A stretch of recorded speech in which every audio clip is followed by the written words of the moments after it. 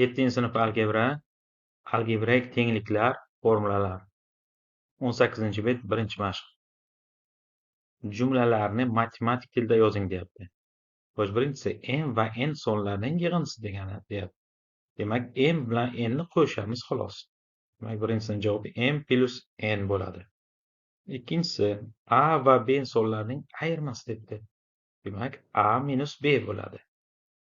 Uchinchisi a va b sonlarning ayirmasining ikkilangani. Ikkilangani degani 2 ga ko'paytirilgan degani. Demak, 2 a minus b qavchida a minus b.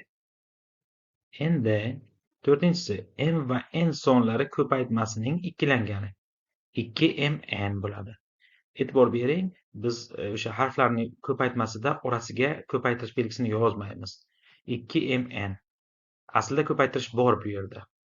Xuddi shunday bu yerda ham mana bu yerda 2 dan keyin ham ko'paytirish bor. Beshinchisi n va m sonlari yig'indisining ular ayirmasiga bo'linmasi deyapti. Demak, kasr bo'ladi. Suratda m plus n yig'indisi, mahrajda esa m minus n ayirmasi bo'lyapti. Ayirmasiga bo'linmasi, ayirmasiga bo'lyapmiz. Oltinchisi a va b sonlari yig'indisining ular ayirmasiga ko'paytmasi deyapti. Demak, ana a plus b, a minus b yig'indisining ayirmasiga ko'paytmasi, bu yerda ko'paytirish bor. Yettinchisi a ning ikkilanganidan b ni ayirmasi. Ikkilangan degan 2 ga ko'paytirilgani. Demak, 2a minus b. 2a minus b. 8-si a dan b ni ikkilangani ayirmasi. Demak, a ayrilgan 2b bo'lyapti.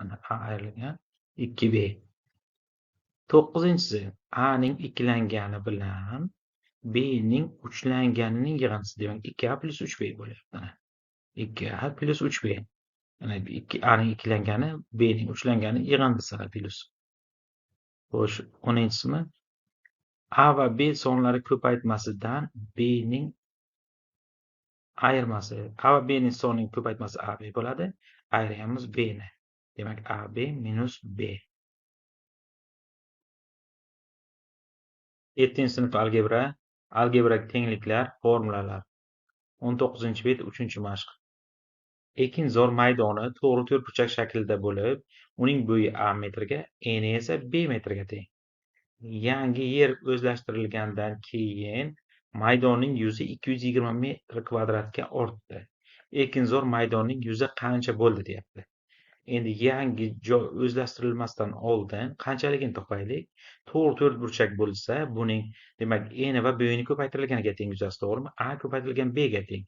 Yangi orttirilgan qismi 220 ga teng. Demak, umumiy hozirgi yuza AB plus 220 bo'ladi.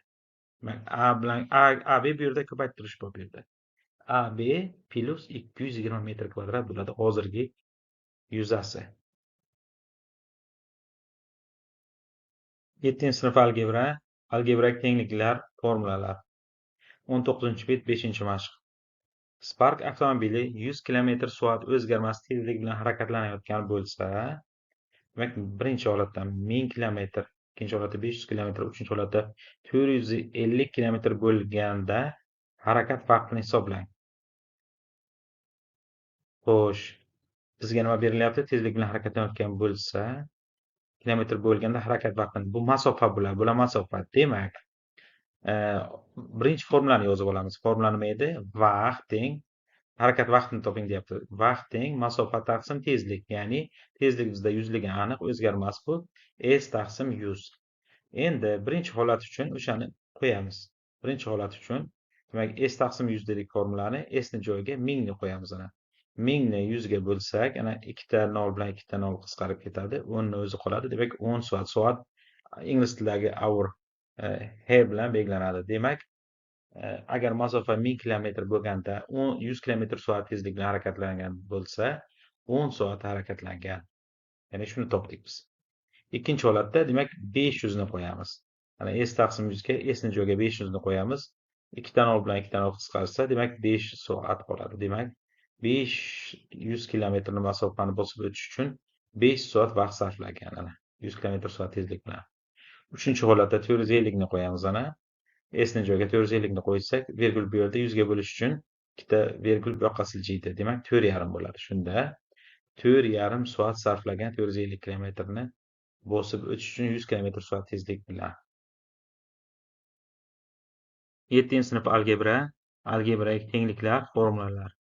19-bet 7-mashq. Anvarda x so'm pul bor. Azizbekda undan y so'm ko'p pul bor. Azizbekda qancha pul bor deyapti.